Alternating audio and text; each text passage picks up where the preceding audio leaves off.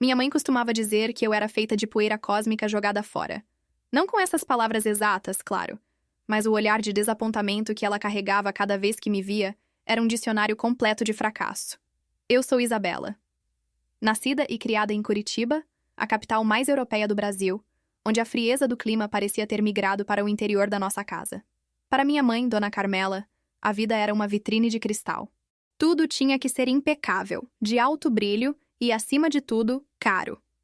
Meu pai, Aloísio, um engenheiro civil que construiu metade dos edifícios de luxo do bairro Batel, era o pilar dessa estética. E meu irmão, Marcelo, ele era a peça central, o diamante lapidado. Marcelo seguiu a carreira do pai, casou-se com a filha de um desembargador e, aos 30 anos, já era sócio minoritário da construtora.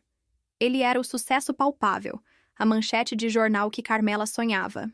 Eu? Eu era a nota de rodapé. E a outra filha? Eu escolhi a arte, a fotografia. Mais especificamente, eu escolhi documentar a vida de comunidades ribeirinhas na Amazônia. Minhas fotos não estampavam revistas de decoração, mas sim relatórios da ONU e ONGs.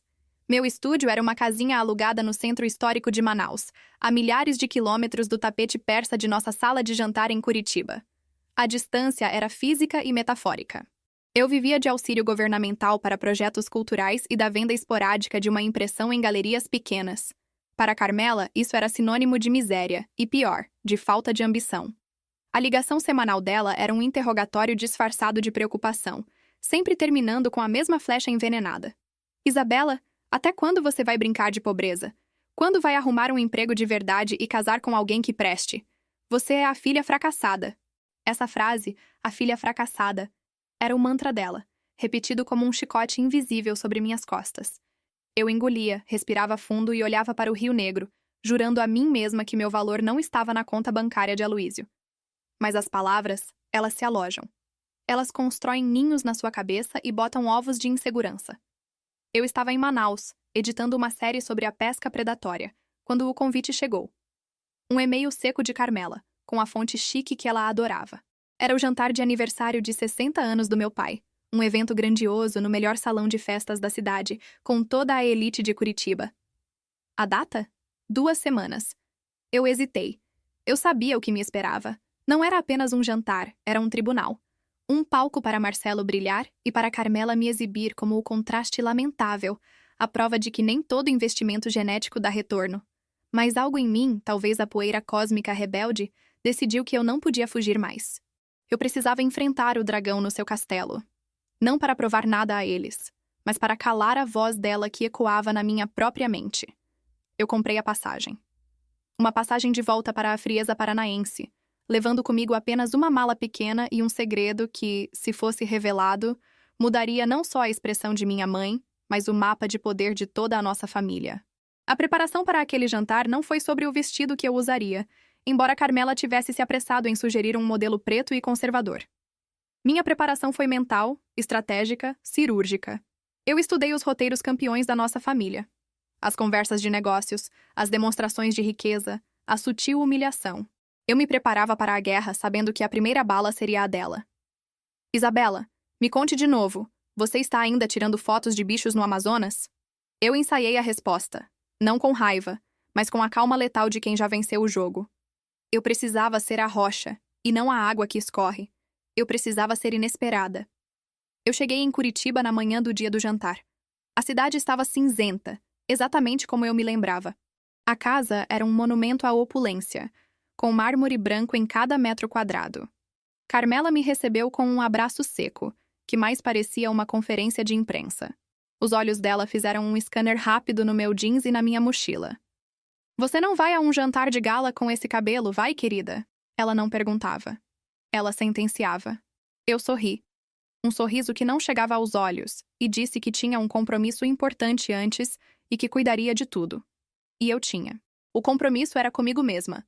O segredo que eu carregava não era sobre dinheiro, mas sobre poder. O poder que vem de se tornar essencial. Eu me sentei no meu antigo quarto, agora transformado em um depósito de itens de inverno. O cheiro de cedro e naftalina era o cheiro da minha infância de rejeição. A cada respiração, eu inalava a dor e a transformava em determinação. Eu não era mais a garotinha que chorava no escuro.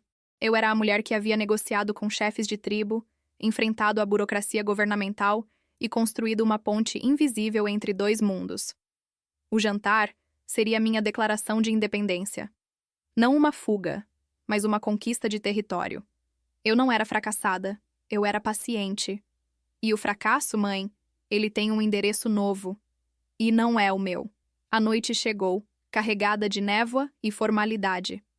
Eu vesti o vestido que Carmela havia sugerido, mas fiz uma pequena alteração. Um colar, presente de uma líder indígena, feito de sementes e dentes de paca, quebrava a seriedade do tecido. Era o meu escudo, a minha história. Eu desci as escadas, não mais curvada, mas ereta. A maquiagem era mínima, mas os olhos... os olhos carregavam o fogo da selva. E quando Carmela me viu, houve uma pausa. Um milissegundo em que sua expressão vacilou. Não de admiração, mas de confusão. Era a primeira vez que eu quebrava o script. Mas o jantar em si, aquele era o palco principal. E o que aconteceu nele, o motivo pelo qual minha mãe finalmente mudou sua expressão, está diretamente ligado àquilo que eu escondi por 4 longos anos. Algo que nem mesmo Marcelo, o Golden Boy, seria capaz de imaginar em seus sonhos mais audaciosos de sucesso corporativo. Era a hora do jogo começar. E eu, a fracassada, tinha o Royal Flush. A atmosfera do salão de festas era a mesma de sempre. Excessiva. Candelabros de cristal, flores importadas e, o mais importante, rostos conhecidos, todos prontos para avaliar e serem avaliados. Curitiba, naquela noite, parecia um palco montado para a ostentação. Minha mãe estava em seu elemento, flutuando entre os convidados, a personificação da anfitriã perfeita.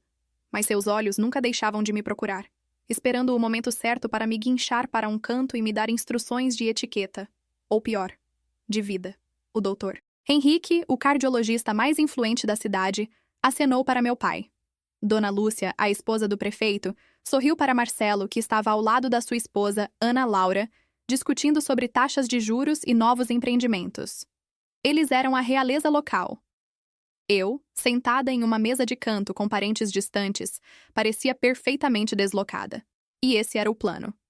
O machine learning da retenção ensina que o público adora um underdog, alguém que está no lugar errado para vencer.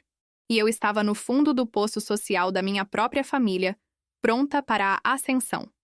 O coquetel demorou uma eternidade, pontuado por perguntas corteses e superficiais sobre o calor do norte e se eu tinha conseguido alguma foto realmente bonita. Meu primo, Tiago, um advogado que nunca havia saído do estado, foi particularmente condescendente. Sério, Bela, Manaus? Por que você não usa seu talento aqui? Poderia tirar fotos de arquitetura, ganhar dinheiro de verdade. Eu apenas sorri. O sorriso que Carmela não entendia. Era o sorriso de quem já estava em 10 passos à frente. Ele não sabia, e ninguém na mesa sabia, que o meu brincar de pobreza havia se transformado em um negócio de nicho com um valor de mercado que superava a margem de lucro anual da construtora de meu pai. A semente do fracasso, como minha mãe havia germinado em solo amazônico, transformando-se em uma árvore de frutos exóticos e extremamente valiosos. A história da minha infância era o combustível da minha vingança. Carmela nunca soube amar sem medir. Meu desempenho escolar era medido contra o boletim impecável de Marcelo. Minhas amigas eram filtradas por seu sobrenome. Meu primeiro carro foi um modelo antigo, enquanto Marcelo ganhava um carro alemão no aniversário de 18 anos.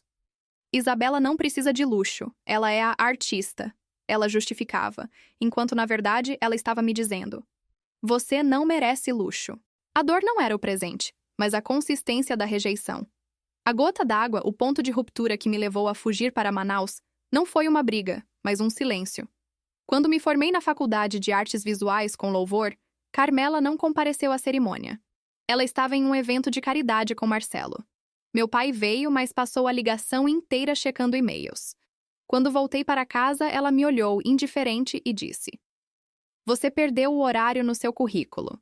Não se forma mais ninguém com artes visuais, Isabela. É muito simples.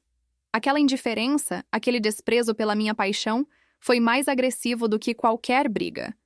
Foi a declaração oficial de que eu era uma peça de museu que ela preferia manter no depósito. Naquela noite, eu fiz as malas. Não avisei a ninguém. Deixei um bilhete dizendo que estava em busca de inspiração e peguei o primeiro voo para o norte. E lá, entre o calor úmido e a exuberância da floresta, eu encontrei mais do que inspiração. Eu encontrei o meu segredo. Sentada no avião, olhando para o mapa do Brasil, eu percebi que a minha arte não podia ser apenas estética. Ela precisava ser funcional. O mundo de Curitiba, o mundo de Carmela, valorizava o que era raro e o que dava dinheiro. E eu, com minha câmera, tinha acesso ao que era mais raro no Brasil: o conhecimento da terra. Eu não estava mais tirando fotos de bichos. Eu estava catalogando espécies de plantas medicinais, mapeando a rota de extrativistas sustentáveis e, o mais importante, construindo uma biblioteca visual de bioativos com potencial farmacêutico e cosmético. O meu projeto, que Carmela chamava de Fotos de Mato, era, na verdade, a base de dados de uma startup de biotecnologia silenciosa. Não era uma startup de tecnologia de informação, como a do meu irmão, que fazia aplicativos. Era uma startup de natureza, que tinha o potencial de ser comprada por um laboratório multinacional por um valor bilionário. O nome que dei a ela? A Fracassada. Um nome irônico, que só eu conhecia.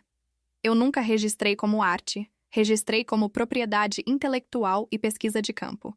Eu me tornei essencial para a comunidade que eu documentava, e sem que minha família soubesse, para o futuro da indústria farmacêutica brasileira. Eu usava a arte como fachada, mas o negócio era frio, duro e valioso. A minha vingança não seria gritar meu sucesso. Seria esperar que o sucesso deles desmoronasse, e só então revelar que a fracassada era, na verdade, a única com a chave para a salvação. O jantar começou. A formalidade se intensificou. E eu esperei. Meu pai, em seu discurso de aniversário, estava estranhamente nervoso. Ele evitou o contato visual. Marcelo, o filho favorito, parecia tenso, sorrindo demais para as fotos. E minha mãe, ela estava agitada, os olhos de lince tentando controlar cada detalhe, cada deslize. Algo estava errado no reino de Carmela. E eu, a fracassada, era a única que estava ali, silenciosamente, com meu colar de sementes, pronta para o que viria. O prato principal foi servido, um salmão grelhado que parecia ter vindo de um catálogo. E então, o silêncio desceu sobre a mesa principal. O ponto de ruptura de Curitiba estava prestes a acontecer, e ele seria muito mais devastador do que minha própria fuga para Manaus. A sala de jantar, de repente, parecia um teatro onde o público prendia a respiração. Meu pai pigarreou, segurando a taça de champanhe.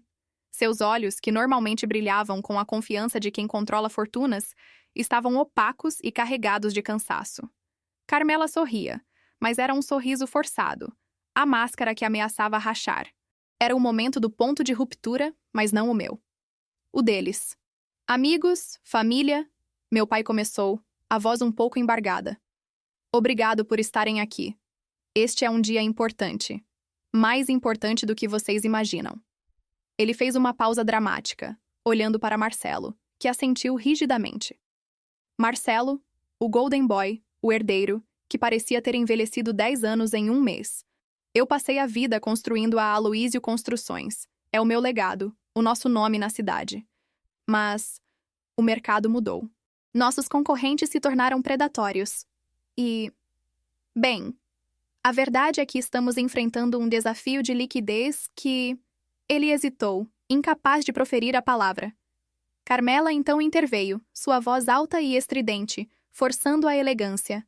O que ele quer dizer é que uma decisão estratégica será tomada.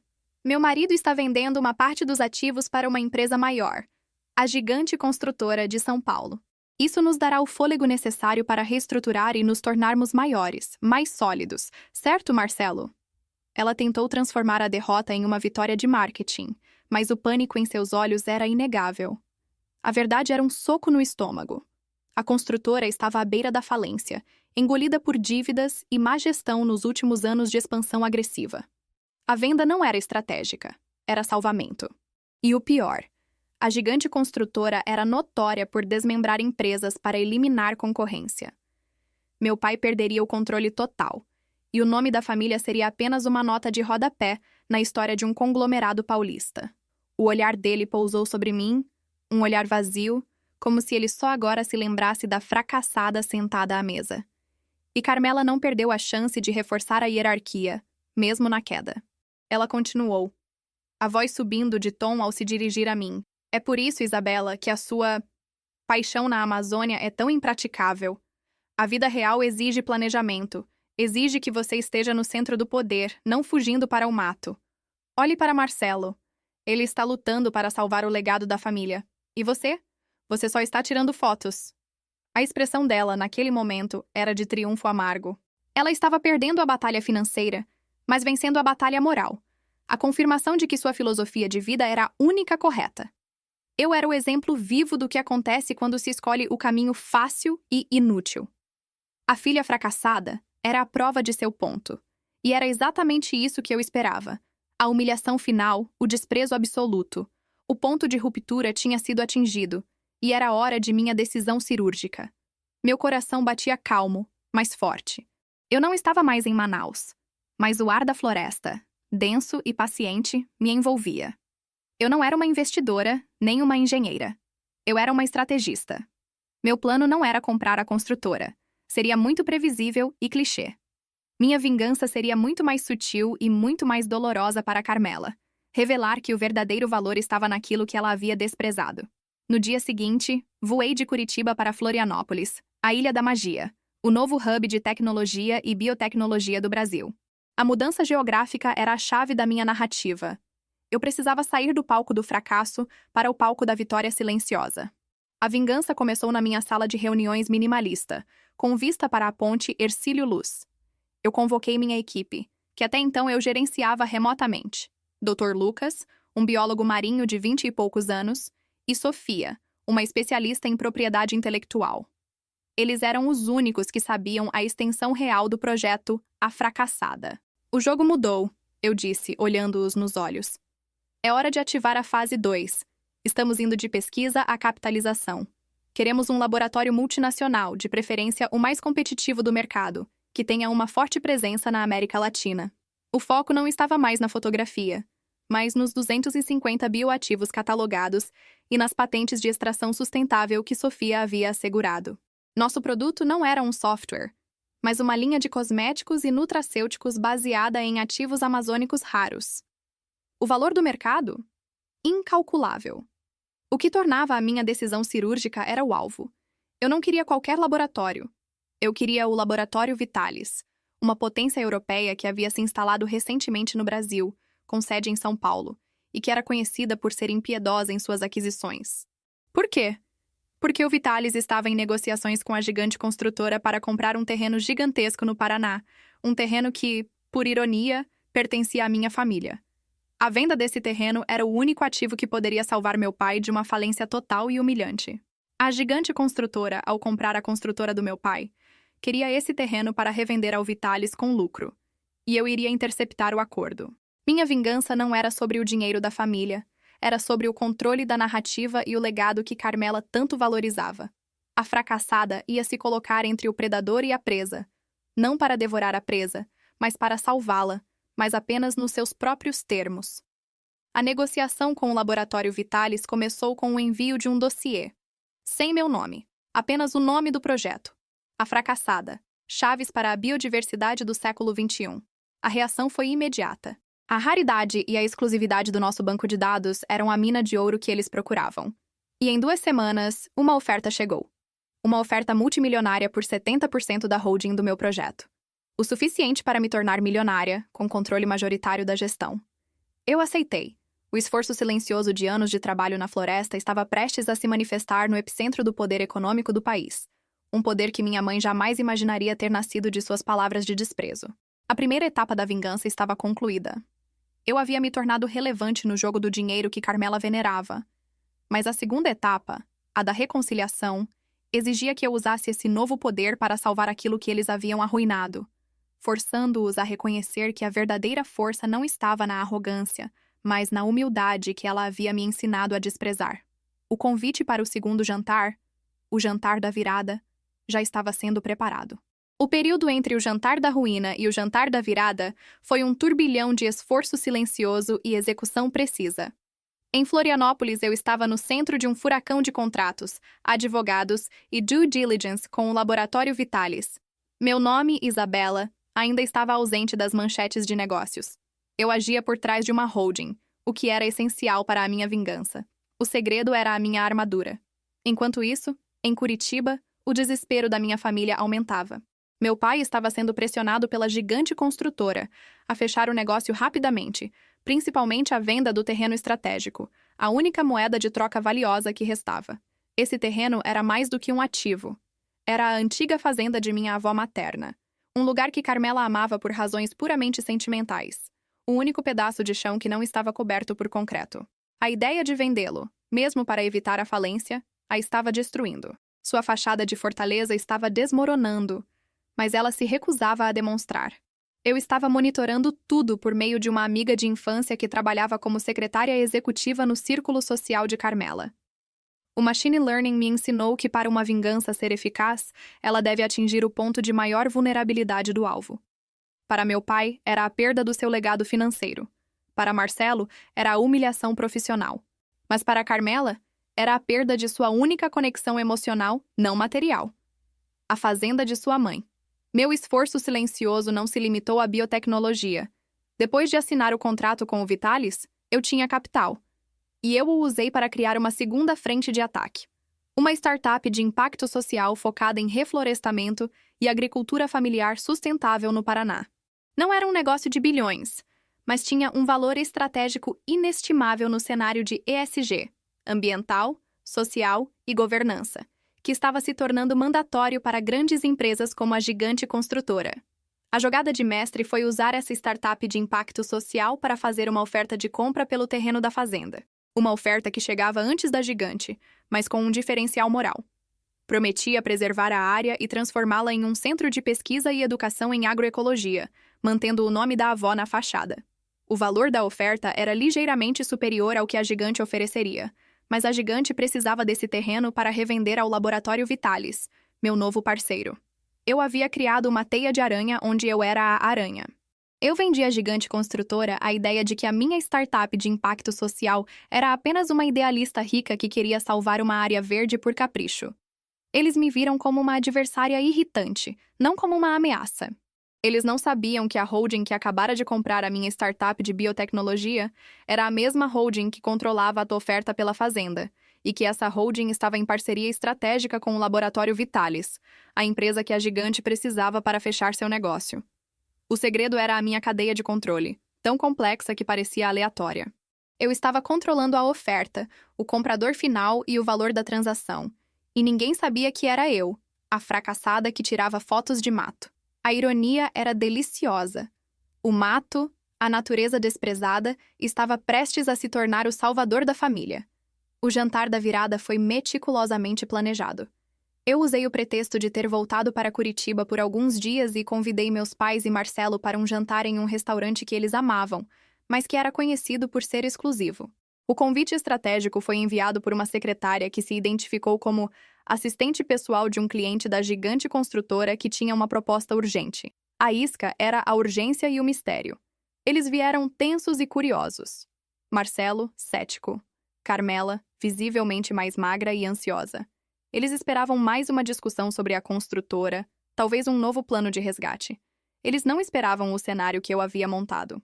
O restaurante era no bairro de Santa Felicidade, famoso pela tradição italiana, mas eu reservei a sala privada, decorada com grandes ampliações das minhas fotografias amazônicas. Não eram apenas fotos, eram as provas visuais do meu sucesso. O menu foi uma homenagem à minha vida no norte, com ingredientes e pratos típicos que eles jamais provariam em seus jantares de elite. Era uma declaração sutil. Este é o meu mundo agora. Quando eles entraram, o choque foi imediato. Carmela deu um passo para trás. O que significa isso, Isabela? Essas fotos, esse cheiro de mato. O desprezo dela era uma relíquia, o último resquício da velha Carmela que estava prestes a ser aniquilada. A tensão era palpável, mas eu estava calma. Eu vestia um tailleur impecável, mas o colar de sementes estava lá, desafiador. A vingança estava pronta para ser servida. O jantar da tensão estava começando. O silêncio na sala privada do restaurante era mais alto que qualquer discussão. Carmela estava visivelmente perturbada pelas minhas fotografias, que agora pareciam mais arte do que documentação, e pela atmosfera que eu havia criado. uma mistura de elegância e rebeldia amazônica. Ela se sentou, forçando um sorriso para meu pai e Marcelo, um ato desesperado para manter o controle da situação. Marcelo, sempre pragmático, atacou de imediato. Isabela, por que esse teatro? A secretária disse que era urgente, ligado aos negócios do pai. O que você está fazendo? Está tentando nos vender uma de suas fotografias? A arrogância dele era um gatilho para a minha vingança. Eu sorri. Um sorriso que, eu sabia, o incomodava profundamente. Não, Marcelo. Eu não estou vendendo arte. Eu estou fechando negócios. Mas o assunto é sim, urgente e ligado à crise da Aloísio Construções. A tensão no jantar aumentou. Meu pai, Aloísio, parecia aliviado por eu ter tocado no assunto, mas seu alívio se transformou em ceticismo. Isabela, querida, com todo o respeito, o que você sabe sobre a reestruturação de uma empresa de 50 anos? É um problema de capital de giro, não de paisagens. Eu balancei a cabeça. Pelo contrário, pai. É um problema de capital de giro que só será resolvido pela venda do terreno da vovó. E é aí que eu entro. Carmela se endireitou na cadeira. Seus olhos se estreitaram. Era a primeira vez que eu usava a palavra terreno da vovó em um contexto de negócios. O nome era a única coisa que importava para ela. Você não vai se meter nisso, Isabela. A gigante construtora já tem a preferência. É a única forma de salvar o nome da família de uma falência total. Ela sibilou, a voz baixa e ameaçadora. A gigante não vai comprar, mãe. Eu vou comprar, eu declarei, a voz calma e clara. A frase atingiu a mesa como um relâmpago. Meu pai e Marcelo se entreolharam, confusos. Carmela simplesmente gargalhou. Uma risada curta, histérica, cheia de desprezo. Você, a Isabela Artes Visuais, vai comprar um terreno que vale dezenas de milhões de reais? Com que dinheiro? Com o auxílio cultura? Não seja ridícula. Você mal tem dinheiro para um jantar como este. Era a frase final da humilhação, o desprezo absoluto. E era o momento perfeito para a virada inesperada. Eu peguei minha bolsa e coloquei sobre a mesa não um talão de cheques, mas um contrato encadernado, o logotipo do Laboratório Vitalis, a gigante europeia, estampado na capa. Mãe, eu não estou pagando com o meu auxílio cultura. Estou pagando com o lucro da minha empresa que se chama A Fracassada e que acabei de vender uma participação majoritária para o Laboratório Vitalis por uma quantia que torna a sua construtora, bem, uma empresa de pequeno porte. O choque no rosto de Carmela foi a coisa mais satisfatória que já vi. Sua expressão mudou. O desprezo virou descrença. A descrença virou pavor. Ela pegou o contrato com as mãos trêmulas. Aloísio e Marcelo leram por cima do ombro dela, o nome Vitalis pulando da página. Não pode ser. O Vitalis está em negociação com a gigante. Eles precisam do terreno. Marcelo gaguejou, o rosto vermelho. O Vitalis precisa de mim, Marcelo. Ou, mais precisamente, eles precisam dos meus 250 bioativos e das patentes que eu cataloguei com as minhas fotos de mato no Amazonas. O valor estratégico da minha holding é 10 vezes maior do que o seu plano de negócios. E eu não vendi o terreno para a gigante, que o revenderia para o Vitalis. Eu comprei o terreno direto do meu pai, usando uma empresa de impacto social, que é minha subsidiária, para transformá-lo em um centro de pesquisa. Um centro de pesquisa financiado pelo Vitalis, eu expliquei, minha voz fria e professoral. O silêncio que se seguiu não era de desprezo, mas de derrota absoluta.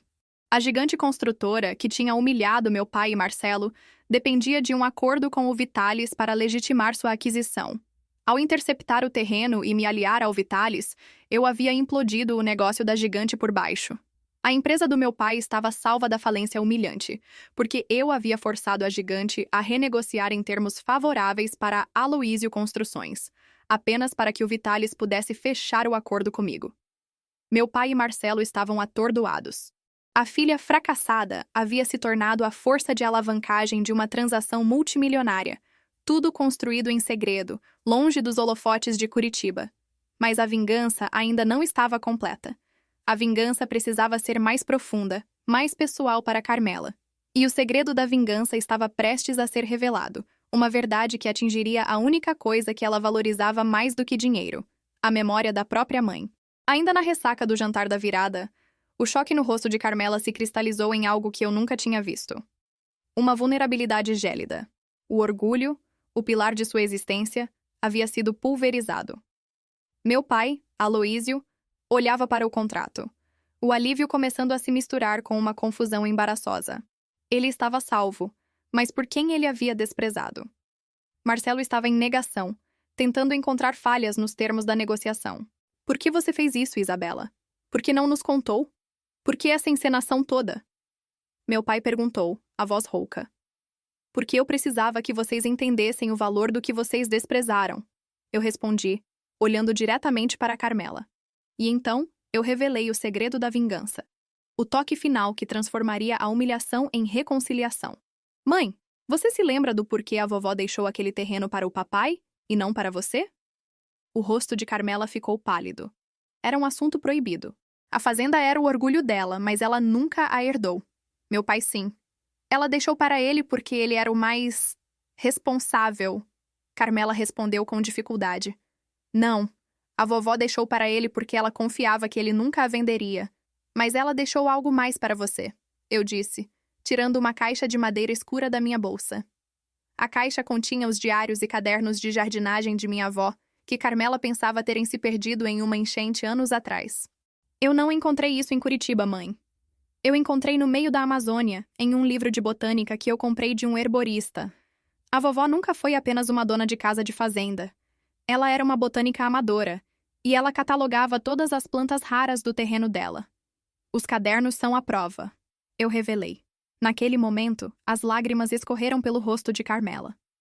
Não eram lágrimas de raiva ou de humilhação, mas de saudade. A fazenda era o único elo real com a mãe dela. E Carmela havia passado a vida toda fugindo desse legado simples, buscando a aprovação da elite, enquanto o verdadeiro tesouro estava no solo de sua herança. E o que isso tem a ver com o Vitalis? Marcelo perguntou impaciente. Tudo, eu declarei. O que eu fiz com a minha empresa, a fracassada, foi a replicação, em escala amazônica, do trabalho da vovó. Ela catalogou os bioativos raros do Paraná. Eu cataloguei os da Amazônia. O centro de pesquisa que eu estou abrindo no terreno da vovó não é só agroecologia. É o Centro de Bioprospecção Carmela. Eu estou usando o capital do Vitalis para fazer o seu sonho, e o sonho da sua mãe, se tornarem o novo legado da família. Eu não estou comprando a terra para vender. Estou comprando para preservar e honrar a memória da vovó, transformando a paixão dela na nova fonte de riqueza da família. A vingança de me tornar a salvadora da família, usando o que ela desprezava, era completa. O perdão de Carmela não foi uma rendição, mas um reconhecimento. Ela chorou, não pela perda de dinheiro, mas pelo reencontro com a história de sua mãe que ela havia tentado apagar. Ela se levantou e, pela primeira vez na vida, me abraçou com sinceridade. Você não é fracassada, Isabela. Você é a mais nossa de todos. Ela sussurrou, a voz embargada. O que se seguiu foi o momento da transformação. Aloísio, meu pai, viu em mim a inteligência de negócios que ele não havia cultivado em Marcelo, mas com a sensibilidade que ele havia perdido em sua busca por concreto e aço. Marcelo, embora ainda envergonhado, percebeu que o sucesso não era apenas a manchete de jornal, mas a inovação disruptiva. A reconciliação não foi um final feliz clichê. Foi um acordo de paz. Eu usei o capital do Vitalis não apenas para abrir o centro de pesquisa, mas para estabilizar financeiramente a construtora do meu pai, garantindo que ele mantivesse o controle e pudesse se aposentar dignamente. Marcelo foi designado para gerenciar a transição, uma punição sutil que o forçava a trabalhar em contato com a nova realidade de ESG e sustentabilidade. Eu não o esmaguei. Eu o forcei a crescer. E Carmela, a mais transformada, dedicou-se ao Centro de Bioprospecção Carmela. A mulher que desprezava a lama e as sementes agora geria o laboratório e a biblioteca de sua mãe. Ela canalizou sua obsessão por perfeição para a ciência, encontrando um propósito além do socialite. Eu voltei para Manaus. O meu lugar era no norte, no campo. O dinheiro e o poder eram ferramentas para o meu propósito, não o propósito em si. Eu não queria a vida de Curitiba. Mas agora, quando minha mãe ligava, ela não perguntava sobre o meu casamento ou a minha carreira. Ela perguntava sobre as novas descobertas do laboratório, sobre os extratos amazônicos e a nova plantação sustentável. E ela me chamava de Doutora Isabela. A expressão dela havia mudado permanentemente. Não era de desprezo, mas de admiração mútua e, acima de tudo, de respeito. Eu havia me vingado do fracasso que ela havia projetado em mim, transformando-o em um sucesso que a salvou. E ao salvá-la, eu finalmente me perdoei por ter acreditado nela por tanto tempo. Eu não era a fracassada. Eu era a semente que precisou de um solo diferente para florescer. E a vingança mais doce, a verdadeira monetização, não era o dinheiro do Vitalis, mas a mudança de vida. A reconciliação que só foi possível porque eu me recusei a ser a história que ela escreveu para mim. Eu escrevi a minha própria, e o final foi inesperado. O perdão que nos libertou a ambas. Ainda pairava um silêncio eloquente na sala de jantar após o desfecho da minha revelação. Uma quietude que valia mais que todos os ruídos de carros de luxo ou brindes de champanhe de Curitiba. Meu pai, Aloísio, que até então parecia um manequim de terno caro, ergueu-se, os olhos marejados. Ele não falou sobre negócios. Ele falou sobre um verão, há 20 anos, em que me levou para pescar no litoral de Santa Catarina. E como eu, com 10 anos, já passava horas na areia catalogando conchas e algas, em vez de brincar na piscina. Eu vi a sua paixão, Isabela. Mas eu te forcei a olhar para o concreto, quando você só enxergava o orgânico. Eu te dei o fracasso, não ela, ele disse, gesticulando para Carmela. A redenção dele foi imediata, mas insuficiente. A vingança que leva ao perdão precisa ser equilibrada. Ele precisava de uma penitência que fosse além das palavras. Eu o forcei a aceitar uma cadeira no conselho da minha nova holding de impacto social, o que significava que ele não poderia mais se esconder atrás de projetos bilionários. Ele teria que usar sua expertise em engenharia para construir infraestrutura sustentável para as comunidades amazônicas que eu apoiava. Era a sua chance de resgatar o legado de Aloísio, o homem, e não apenas Aloísio, o construtor. Ele aceitou, com a humildade que eu nunca soubera que ele possuía. A complexidade do meu plano, que o machine learning tanto enfatizou, estava na sobreposição de camadas. Não se tratava apenas de comprar o terreno, mas de comprar a narrativa do futuro. O Laboratório Vitalis não me pagou apenas por patentes. Eles pagaram pelo meu acesso e pela minha legitimidade nas comunidades extrativistas. Eles precisavam de mim para fazer negócios no Brasil de uma forma ética e sustentável, algo que a gigante construtora jamais conseguiria. O dinheiro era apenas a ponte para a minha visão. Carmela, por sua vez, estava lendo os cadernos da avó como se fossem escrituras sagradas. Ela descobriu que sua mãe, minha avó, havia sido uma ativista ambiental local, lutando contra a poluição do Rio Iguaçu décadas antes de o tema se tornar moda. O desprezo de Carmela pela simplicidade era, na verdade, uma rejeição dolorosa da sua própria origem, da história que a mãe dela representava. A minha vingança foi devolver a ela essa história, mas com uma roupagem de prestígio e alta ciência. O Centro de Bioprospecção Carmela. Eu havia usado o seu próprio elitismo contra ela, transformando a paixão de sua mãe, o mato, no novo padrão de luxo e inovação. A reconciliação com ela foi a mais difícil. Ela se desculpou, mas não por me chamar de fracassada. Ela se desculpou por ter sido cega. Eu te amo, Isabela, mas eu te amava errado. Eu te medi com a régua do meu próprio medo. Ela confessou. Aquele reconhecimento era o ouro mais puro que eu poderia ter extraído daquela noite. O que restava era a consolidação da minha mudança de vida e o fechamento do círculo com Marcelo. Ele era o mais ressentido, o filho que cumpriu as regras e, ainda assim, perdeu o jogo. Eu o encontrei no dia seguinte, no escritório desolado da antiga construtora, onde caixas e mais caixas de documentos selavam a falência moral da empresa. Ele estava sozinho, olhando para o vazio. Você quebrou a nossa família, Isabela. O Vitalis agora só fala com você. Eu sou o sócio e estou sendo tratado como um estagiário. Ele desabafou, a voz embargada. Eu não o repreendi. Eu o encarei com a mesma frieza estratégica que ele usava para fechar contratos. Você não perdeu, Marcelo. Você teve a chance de ser o herói e falhou. Você se vendeu para o dinheiro fácil da expansão, ignorando os pilares que sustentavam a empresa. Eu te salvei da falência, mas a reputação você terá que reconstruir. A vingança contra Marcelo era forçar a mudança de vida dele. Eu o nomeei como CEO da Aloísio Construções, agora reestruturada, mas com um mandato inegociável. 50% dos lucros anuais deveriam ser reinvestidos em projetos de impacto social e na pesquisa do Centro Carmela. Ele não podia mais construir prédios de luxo sem pensar no meio ambiente. Eu usei meu poder de voto na holding para prendê-lo a um propósito maior. Ele se tornou o guardião relutante da nova ética da família. A história de Isabela, a fracassada, havia se tornado a história de Isabela, a estrategista. Minha vida não era mais definida pela aprovação de minha mãe. Eu voltei para Manaus, para a minha casa na beira do rio. Mas agora eu voava em jatos fretados e minhas reuniões eram com diretores de multinacionais. Minha fotografia continuava, mas agora era usada como um case study de como a arte e a ciência podem se unir para criar valor. O final inesperado, fascinante e de reconciliação se consolidou quando Carmela veio me visitar em Manaus, 6 meses depois. Ela não veio de terno de grife. Ela veio de calça cargo e bota de borracha, pronta para entrar na floresta. Ela queria ver a fonte dos bioativos, o laboratório natural que eu havia criado. Ela não pediu desculpas pela 100ª vez. Em vez disso, ela me entregou um embrulho. Um retrato dela, minha avó e eu, feito a partir de uma foto antiga, emoldurado com madeira da fazenda.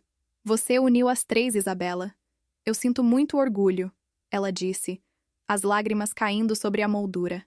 O perdão era mútuo e a mudança de vida era definitiva para todos. Eu me tornei a filha de sucesso, mas não o sucesso que eles queriam. Eu me tornei o sucesso que eu havia desenhado e que, ironicamente, salvou a família deles. A lição que minha história imprimiu na memória da elite curitibana não foi a da riqueza súbita, mas a da virada inesperada de valores. A notícia se espalhou como fogo. A Aloysio Construções havia sido salva não por um banqueiro, mas pela filha artista, que usou fotos de mato para implodir um negócio multimilionário e, em seguida, ressurgir como parceira estratégica do gigante europeu Vitalis. O escândalo deu lugar à admiração, e a admiração ao medo. O meu poder não era o dinheiro, era o conhecimento e a paciência para usá-lo no momento exato. A minha sede em documentar a floresta, o que Carmela chamava de brincar de pobreza, era, na verdade, a minha decisão cirúrgica. Eu havia investido meu tempo e minha paixão em um ativo que o mundo corporativo só agora estava começando a precificar: a biodiversidade e o acesso legítimo a ela. A vingança, portanto, foi a demonstração pública e irrevogável de que a visão de mundo dela estava obsoleta e que o meu fracasso era a vanguarda do futuro. O meu foco agora era a expansão do Centro de Bioprospecção Carmela e a criação de novas linhas de produtos sustentáveis. Eu estava transformando a fazenda da minha avó em um santuário de pesquisa e desenvolvimento.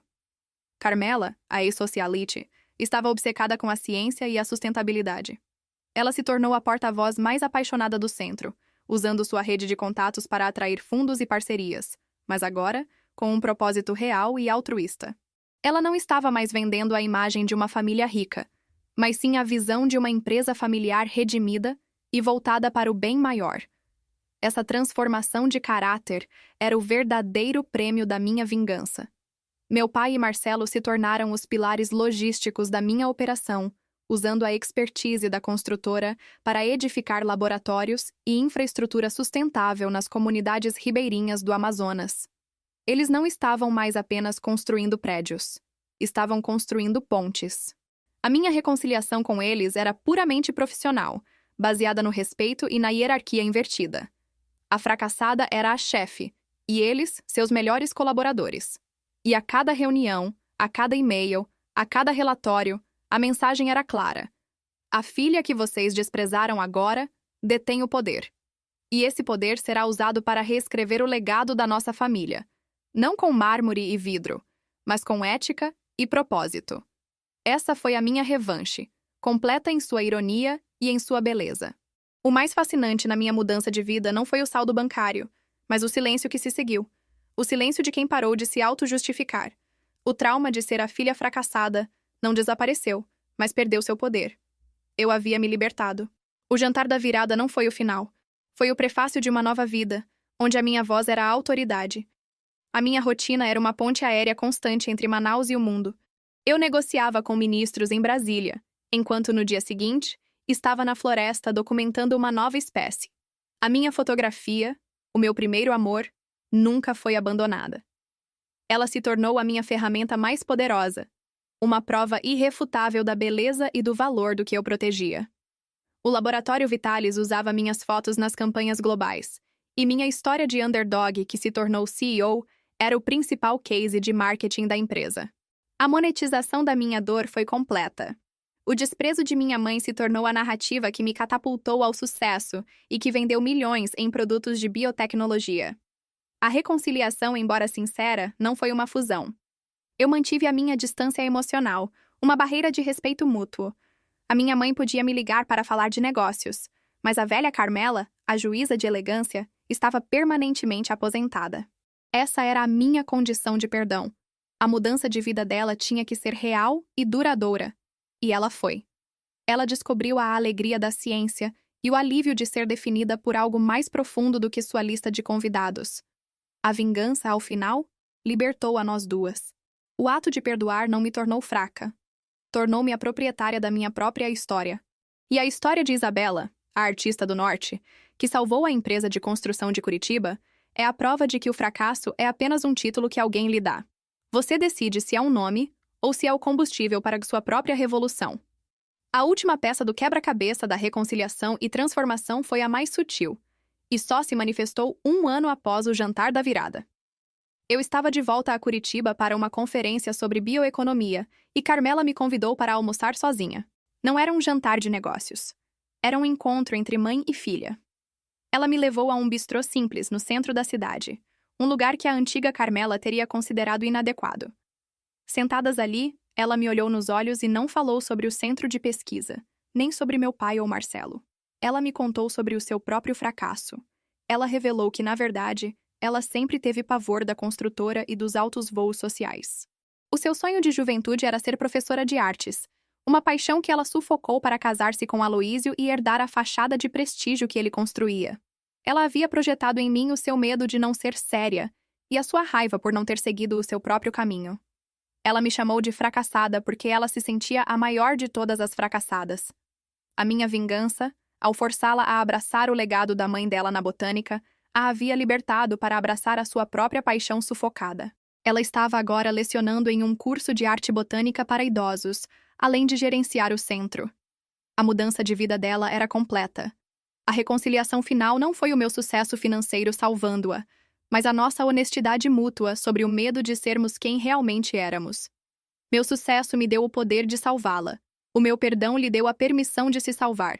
E foi nesse bistrô simples, tomando um café que não era de grife, que a filha fracassada e a mãe juíza encontraram a paz. A verdade é que o meu projeto na Amazônia, a fracassada, não me deu apenas riqueza. Ele me deu a autoridade de reescrever a história da minha família. Eu havia me tornado o ponto focal da sua nova identidade. O meu nome, Isabela, era agora sinônimo de ética, inovação e visão de futuro. E o maior ato de vingança, o final que supera a simples reconciliação, foi a minha recusa em assumir o palco permanentemente em Curitiba. Eu voltei para Manaus, mantendo o controle estratégico da minha holding e da vida de minha família a milhares de quilômetros de distância. Eu não queria o troféu. Eu queria a liberdade. Eu usei a minha vingança para criar um escudo. A minha riqueza era a garantia de que ninguém, jamais, me chamaria de fracassada novamente. E a minha ausência era a prova de que eu não precisava da aprovação deles para existir. O meu sucesso foi a minha vingança mais doce e a reconciliação mais profunda. A prova de que eu poderia amar minha família, mas em meus próprios termos. E o mais importante, eu me tornei a primeira mulher na história da nossa família a ser completamente livre, definindo o meu próprio valor e o meu próprio legado. O fracasso tinha se tornado o meu superpoder, e a expressão de minha mãe, naquele jantar, era o meu mapa de tesouro.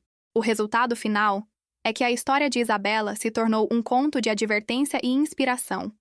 De Curitiba a Manaus, o nome da fracassada é agora um farol de como o desprezo pode ser transformado em riqueza e propósito. O meu conselho final é simples. A vingança verdadeira não é destruir quem te feriu. É construir algo tão inegável e valioso que essa construção acaba por salvá-los, e no processo te liberta para o perdão. Eu não perdoei minha mãe para que ela pudesse dormir em paz. Eu a perdoei para que eu pudesse viver em liberdade. O final foi inesperado. A filha rejeitada se tornou o elo perdido que salvou a alma da família, forçando a reconciliação e a mudança de vida através de um ato de poder econômico, transformado em amor. O meu legado não será o que eles construíram em Curitiba, mas o que eu estou protegendo no Amazonas.